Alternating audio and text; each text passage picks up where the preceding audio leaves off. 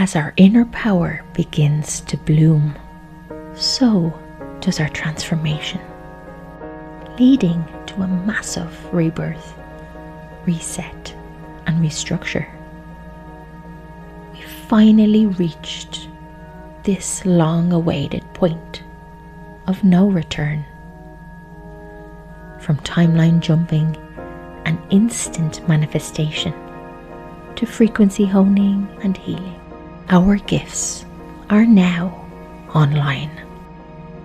Are we ready to use them? You're so very welcome to this timeless episode with the lovely Lonna Davis and a very special guest as we dive into the magical energy of which we're all a part of, the stars and their stories, the wisdom from the animals and insects, and a revolution and ascension gifts coming online.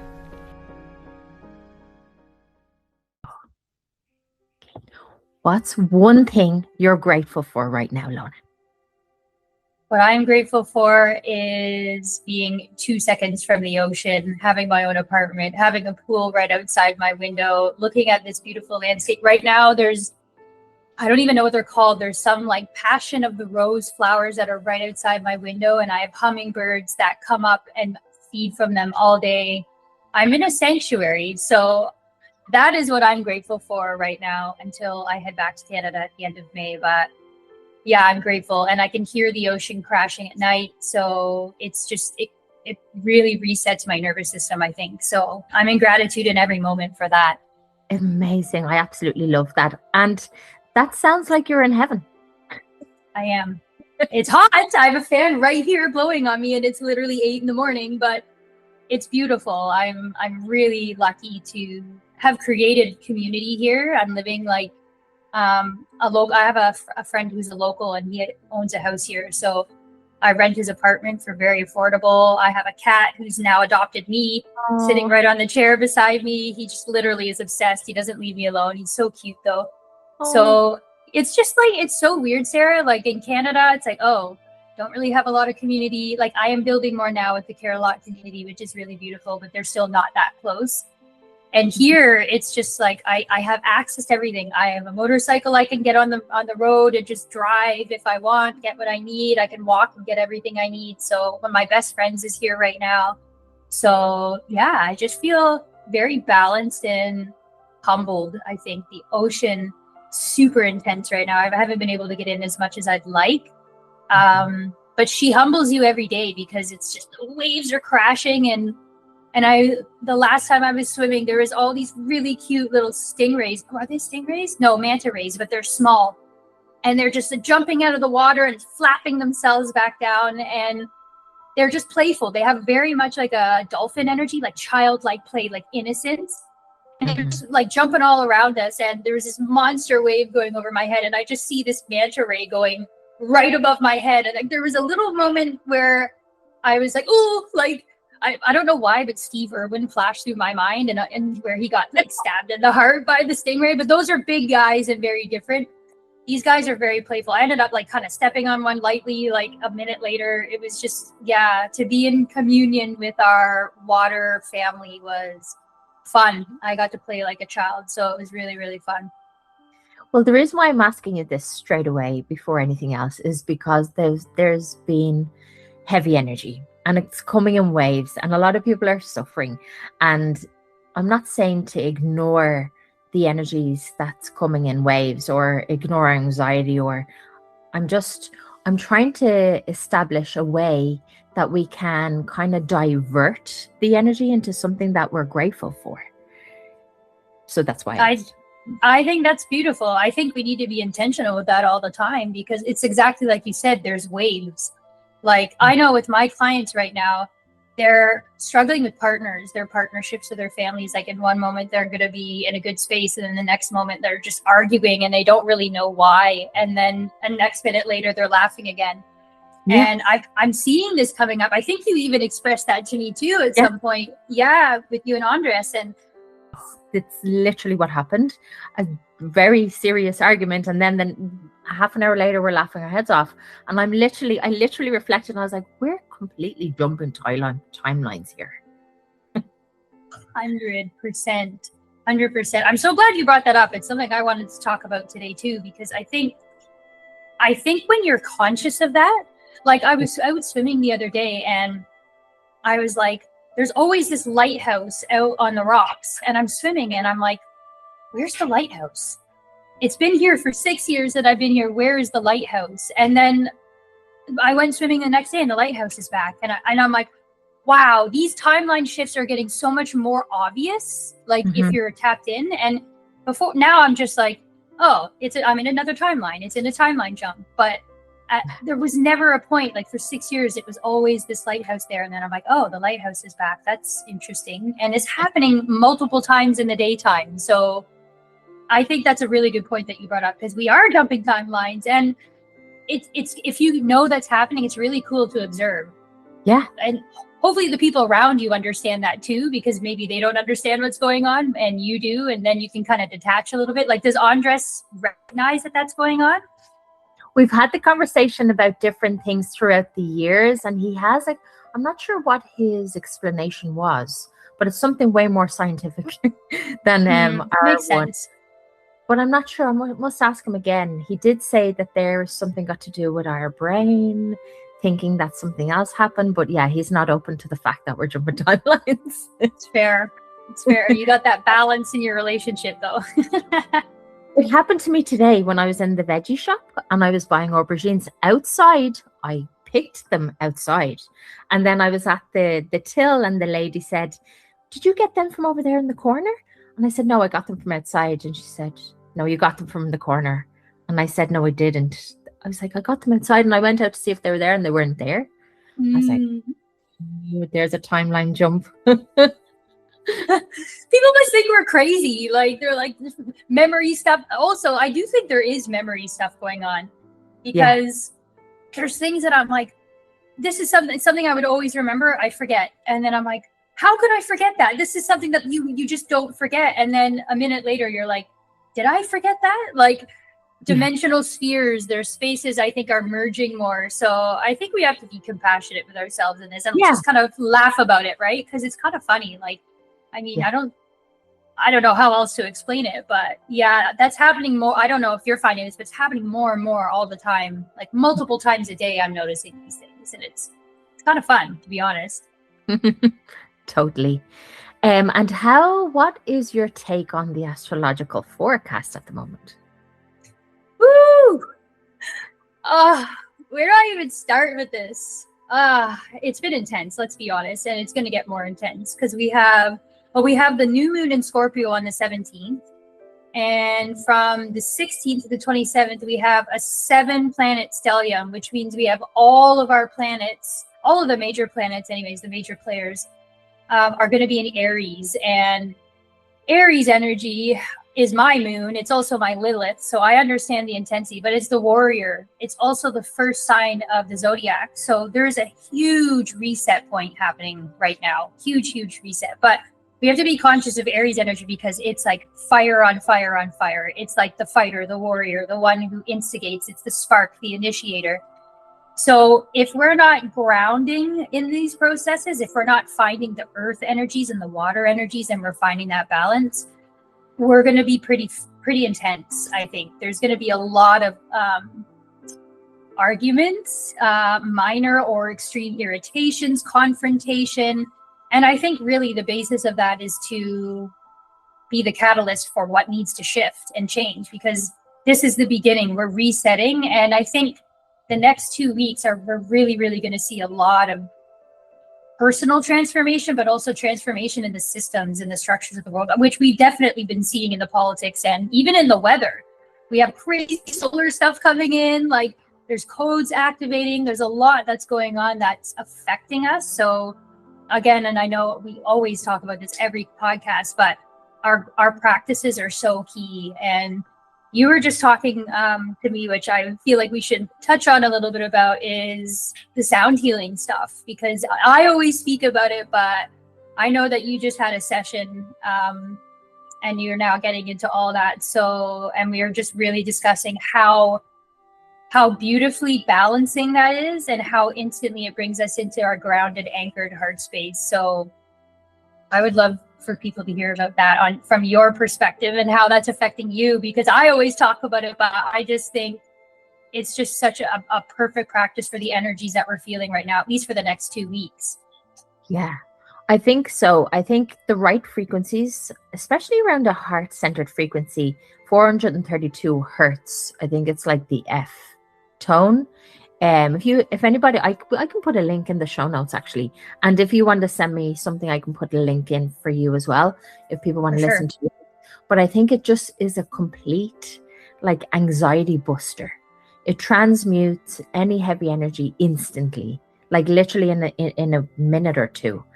And I think it's an energetic, like it is an energetic thing. I think it just kind of clears it away. Absolutely. Yeah, because right now there's so much intensity. We have so much debris in our auric field that people are carrying around that's not ours, or is, you know, the collective energy. And I don't think people are, not everybody is conscious that, you know, what you're carrying is so heavy and it's not even yours. Or, you know, some of us came into this lifetime because we took on collective trauma, you know, from galactic wars and things from our ancestral bloodlines, you know, where we're carrying heavy things, but we don't really have to anymore. I'm finding contracts, or we're letting go of contracts, we're rewriting contracts. And I feel like there's a moving away from, this is the ancestral energy, this is the line, and we're meant to, like, I'm seeing a warrior with a sword right now. So we're meant to pretty much change the narrative, I think. Change our way forward and recognize that, like, it stops with me, these patternings, these habits. And I also think that when we come into sound healing, I don't think science really quite understands how this works yet, but our bodies are attuned like an instrument. So when we put it into resonance, it just vibrates at a higher level. And we're working with the light body, we're working with the auric field. So it just transmutes all the stuff that has no room to kind of make it into the physical body, where we're feeling like, you know, anxiety, or we're feeling tired. I mean, I think everybody's tired right now. Like, I'm not really sleeping that well, but I'm still super high energy. I think with the frequencies, like tuning forks, like crystal bowls, and also, again, our own personal voice, we can attune ourselves so quickly, even if it just takes 5 minutes to just connect in. I'm actually more focusing on that than breath work right now. I feel like toning with your voice, and I'm getting all kinds of crazy light language coming in. And I'm also getting interesting downloads where I'm getting a message. It's like, go and record this and send it to this specific person, which I haven't really had before, where, like, even James, I have it with James, my friend Shauna, the other night. And I was just like, I don't know what this is for. And I don't really know what it's for, but they are listening to it. They're like, oh, this stuff's coming up. And I think it's a matter of just trusting yourself in that process. And like, my gifts are coming more online. I think everybody's gifts are coming more online. And our voice, again, is attuned to our instrument. So if we can tone or use an instrument that pulls that out, it's just so quickly finding that neutrality point, that balance point, where, you know, maybe something's coming at me, but it kind of just shields you a little bit, and it kind of just rolls off a little bit more, rather than you taking it in and then having that reaction to it. It's profound. Like, it really is. And this light language that's coming in, like, I'm just getting a lot of feedback on, like, it's just different. And to be honest with you, it's from the dragon realm, but it's also, I'm like, I don't know exactly where I'm pulling this from. And that's new for me. Normally I know where it's coming from, but every single person has a different experience with it. And it's been really cool, actually, to watch that unfold and to hear these different aspects and tonal qualities to my voice. So I feel really balanced, because I can just sing on the spot wherever I want. And I'm like, okay. Also, I have noticed this, like, when I've been around people, I mean, most people who know me, they're used to it at this point, but I'll just, like, make up a song about something I'm doing. And, like, if it's, I'll, like, you know, cooking eggs, or I'll just, like, doing this, and I'll just, like, make up a little ditty on the spot. And I mean, I kind of did that as a kid, but it was more of a joke. Now I'm like, oh, I think there's actually something to this. I think there's a reason why I'm singing these frequencies with this intention. It's almost like an affirmation coming through vocally. So it's been really fun. I'll be honest. It's been really fun. Like, Also, I'll be honest, I'm an Aries moon. That's my feminine energy. And also my Lilith is Aries, and they're both in house 9. So I feel like I understand. Oh my God, I see a scorpion right now. Oh my God. This is the first scorpion I've seen. Sorry. Wow. Holy. Oh. Oh. Meeting a Scorpio is transformation fair. And tomorrow we got Scorpio new moon. That's just. And we're literally talking about it right now. Okay. He's a little guy though. Okay. I'm going to go put him outside, Sarah, and I'll be right back. Sorry about that. Bless. No, there's no rush at all. Sorry about that. No worries. I was just Wow. looking at the symbolism of the scorpion, and something came up through a spirit animal website, and it says scorpion symbolizes the power we all have within us. Even if we don't always feel like we have that much power or believe in ourselves to grow into what we want to be, it's important for us to take the step into the unknown at times. That's when we reach out to an scorpion that can strengthen us when it matters most. I love it. Yeah, that's perfect.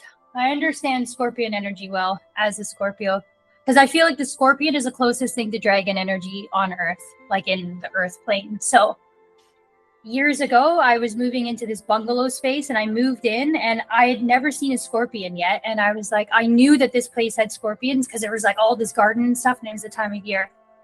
Within 3 days, within 24 hours, I saw 3 separate scorpions in my house, and it was a rite of passage. So I was like, I didn't hurt them. I got them all out of the house, and there was literally one, like, I'll show you my floor right now. It's the same color as that, so it's like sandy. Oh, wow, yeah.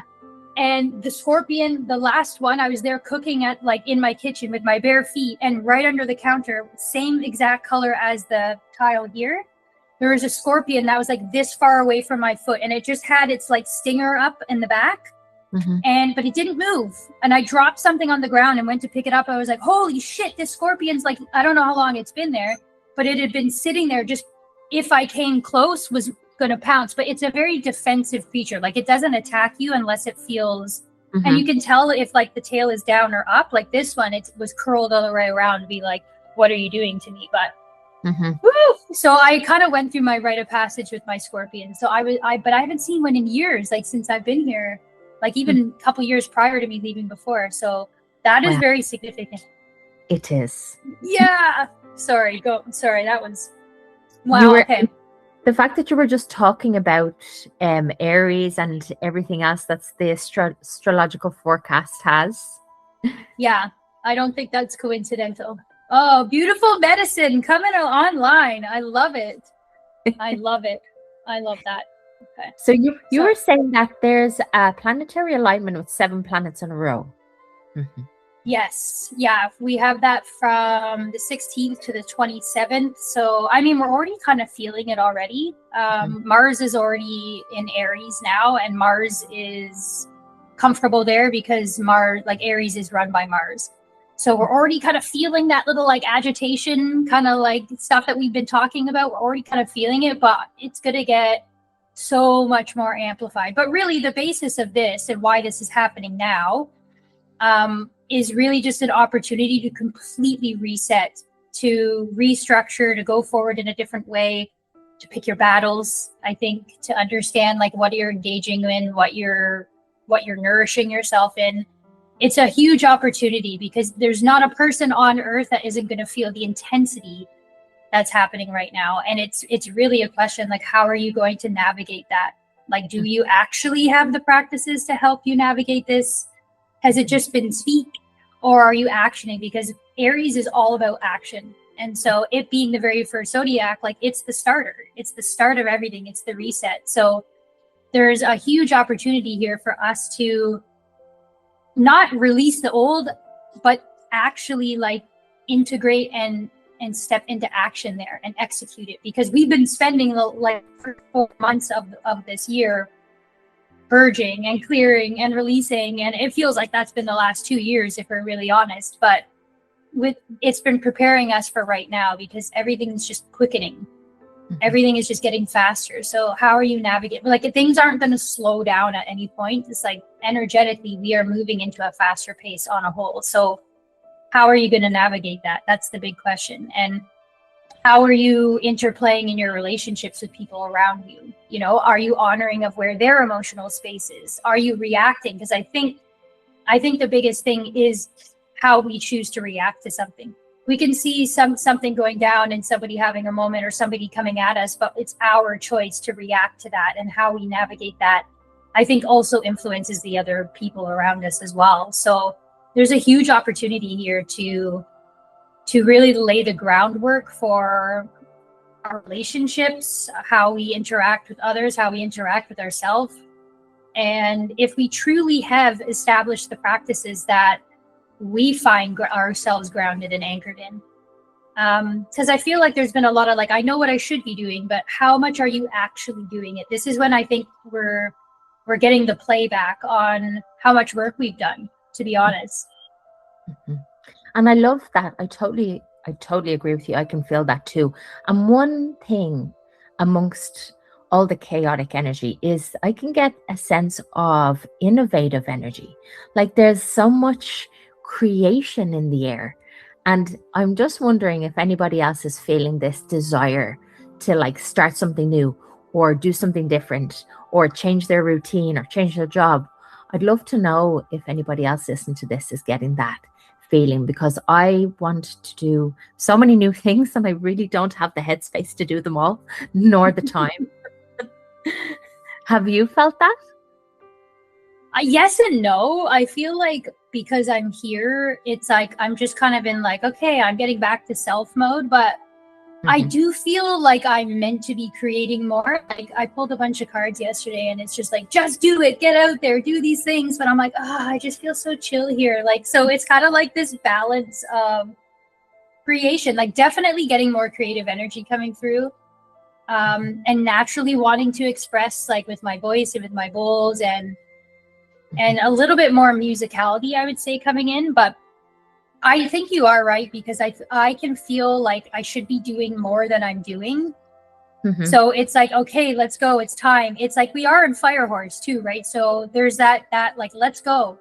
Firehorse also brings chaos energy. So, I mean, if we don't have like kind of like an idea of where we're moving, it can just create confusion and distortion in that, because there's so many things, so many energies coming at us, where unless we kind of have like a game plan, I guess, but also find the balance with the flow, which is a hard mix, because it's expansion time, really. Like, I think we've just been working so deeply on clearing and purging, like I said, that I do feel like it's time to actually action these things and to execute them. And there does feel very much like a forward movement energy happening. And maybe doing instead of actually doing, it could allowing could represent. Yes. So yeah. I feel like what you were saying earlier about you singing a lot more and receiving, you're producing a lot of light language. Maybe that's your allowing instead of doing, that creativity that's blooming. I'm happy you brought that up, because that's 100% it. And I think that's 100%, because a lot of us we have come from the mind. I should be doing this, or this is what the next step is. But I think when we get out of our own way, I mean, yes, have a game plan, but I think it's also like, maybe we don't know what's best for us, or maybe we're being introduced into something that is going to now be more conducive to our own balance, as opposed to the practices that we had implemented before. So I do think that you're right. It's like, I think it's allowing, also there's a lot of intensity in the frequencies. So I feel like rest is more important, drinking more water is more important, listening to your body, like maybe not eating as many heavy foods as before. And just like you said, just letting your higher self speak to you in that way, like what is actually better for you now in this moment, as rather than coming from the mind of like, this is a good food, I should eat this, or I get 8 hours of sleep, or drink this much water. And it's like, maybe we don't all need the same thing. So I think it is about kind of quieting the mind and allowing the heart to step forward and to find that, because our bodies are always telling us what we need. And I think really now it's more about being in the now moment, and that's what allowing is. So I'm happy you brought that up, because I do feel that too. And I'm seeing that reflected with my clients as well, who are just finally, like, even long-term clients where I'm seeing like actually them stepping into the things we've been speaking about and executing in the ways of slowing down and taking those moments for self. And even if it's just a walk in nature or just allowing themselves to be rather than produce or create from a way where there's something tangible. It's again, it's kind of like what we talk about with like restructuring the idea of productivity and what that looks like. Yeah. And I'd also love to ask anybody who's listening if they have felt their connection to their heart becoming stronger, because it's happening throughout us all as a collective. I can see it all around me. I can feel it every single day. And I'd love to know everybody else's comments and what gifts are coming online. It can be like a subtle gift. It doesn't have to be anything big, but I can definitely feel things coming online like yourself. Definitely.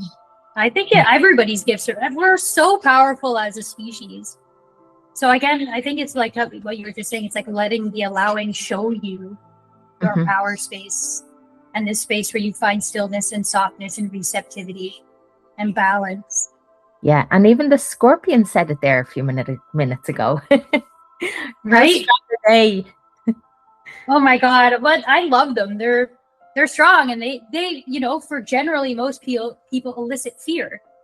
But they're a very defensive creature where it's like they're not going to come out and attack you. It's only if they feel threatened that they'll kind of lash out. And, you know, humans are kind of that way too. It's like if we're lashing out or if we're seeking, you know, conflict or something, then it's like what in ourself is trying to be the antagonist here. What in ourself is trying to create this distortion because we feel more comfortable in the chaos. That's how we've been conditioned as a society, is to feel comfortable in the chaos. And are we able to slow down?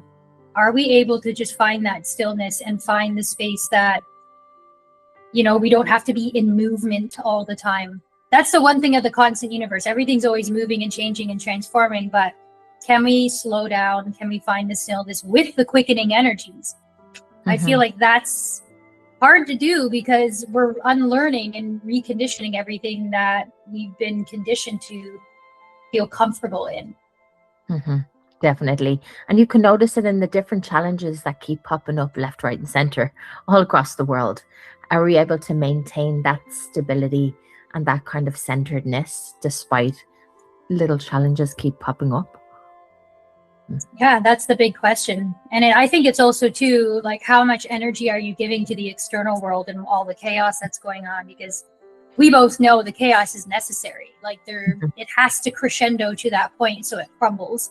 But it's not an easy process. It's not a comfortable process. And I think the more that you can turn the noise down and just tap into yourself and what feels good for you and what feels good for your loved ones and what feels good for building forward the life that feels safe and feels secure, but also is open enough to allow change and redirection and allow a pivoting of energy to take place.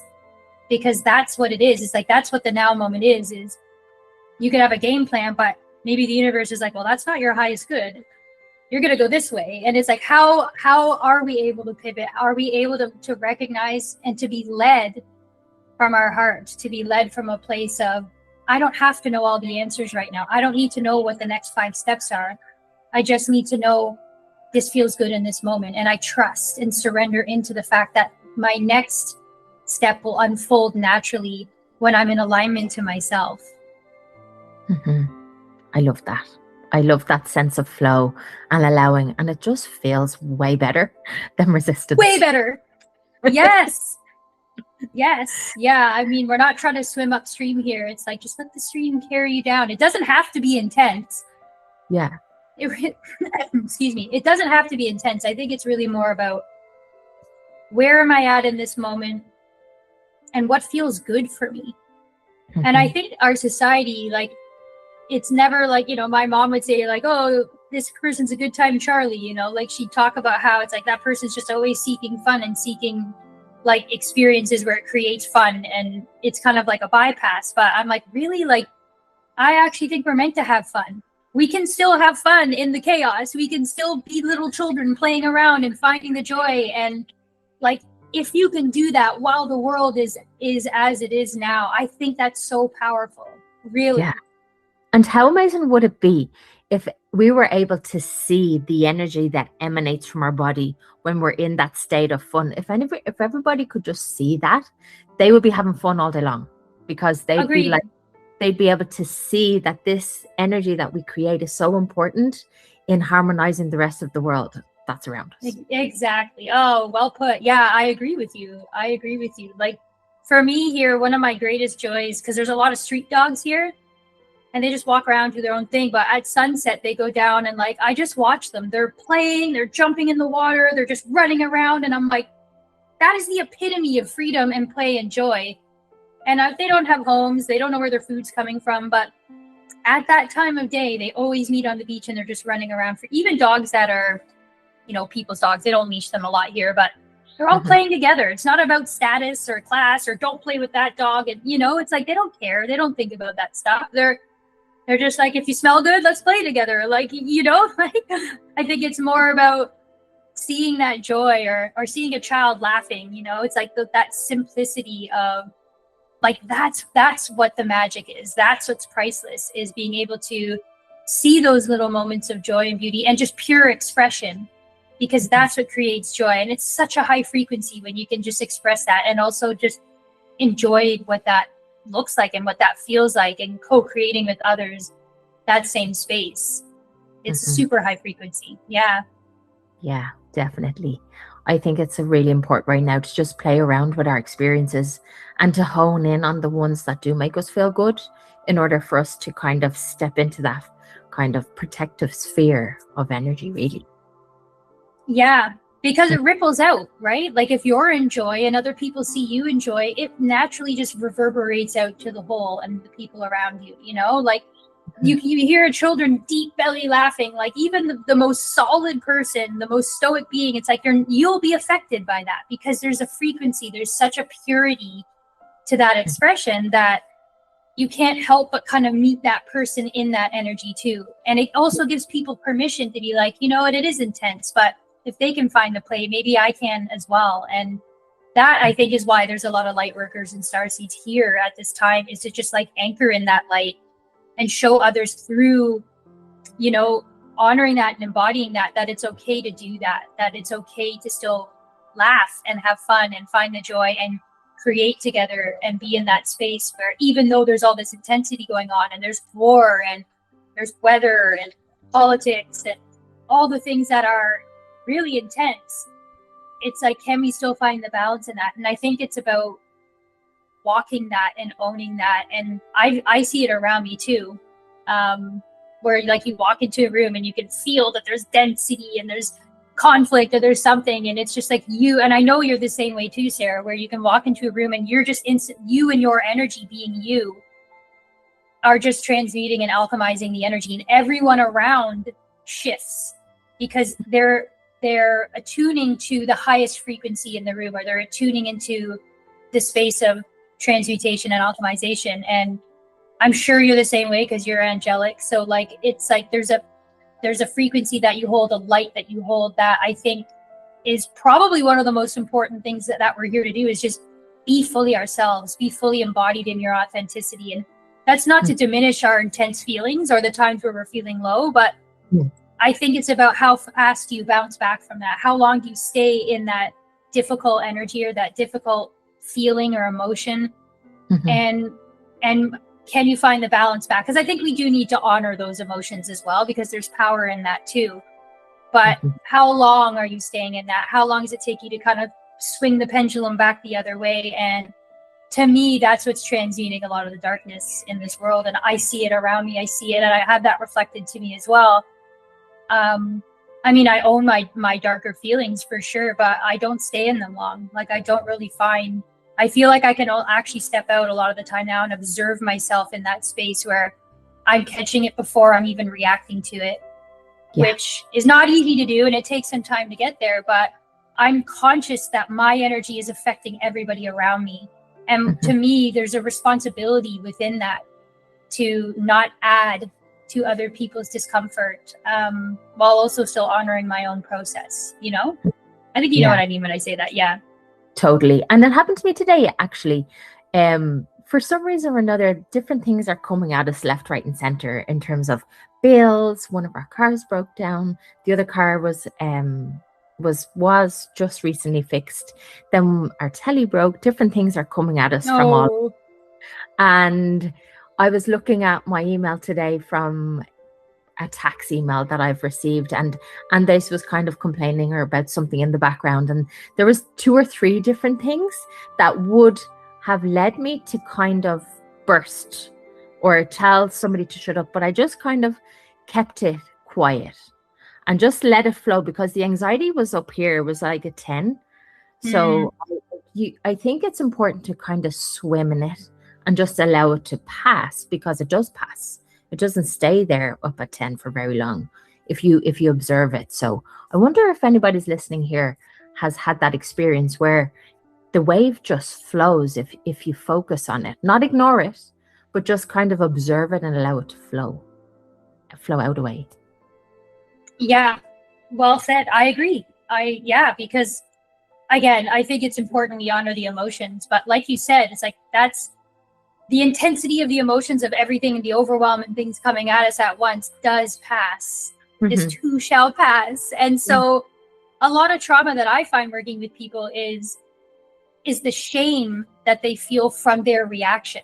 You know, if everything's coming and they're all overwhelmed, and then they lash out and they say some things and they act a certain way, what I actually find more harmful is the shame that they feel for how they treated others and how they reacted to it, rather than just being like, I wasn't in a good space, you know, and I know this will move through. And really it's that reaction, it's that adrenaline that's happening in the moment that is feeding that reactivity. So coming from your higher perspective and recognizing also too, like coming and being like, 5 years ago, I would have freaked out about that. And now, like, look at me, like, look how far I've come in my self-growth and the work that I've done to be able to hold myself in that moment and react differently. That's so powerful. And also we should be proud of ourselves for being able to do that. And it takes work, consistent work, to move out of that space. And I mean, there's always going to be triggers to a degree, but I think it's important to honor the growth and the process that we've been in and be like, you know what, before I wouldn't have reacted that way. And we should be really proud of ourselves for doing that. Totally. So if anybody's listening and they've had an experience where they've chosen to react differently, you need to go out and buy yourself something. Or something, or treat yourself. Yeah. Yeah.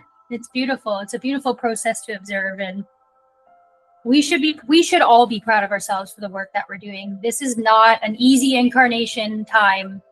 And I think I have to remind a lot of people, it's like, we are very evolved souls to be able to be here at this time, in this moment in history, and to be navigating it to the level that we are. And we really should be honoring of that process. Yeah. Oh, I love that.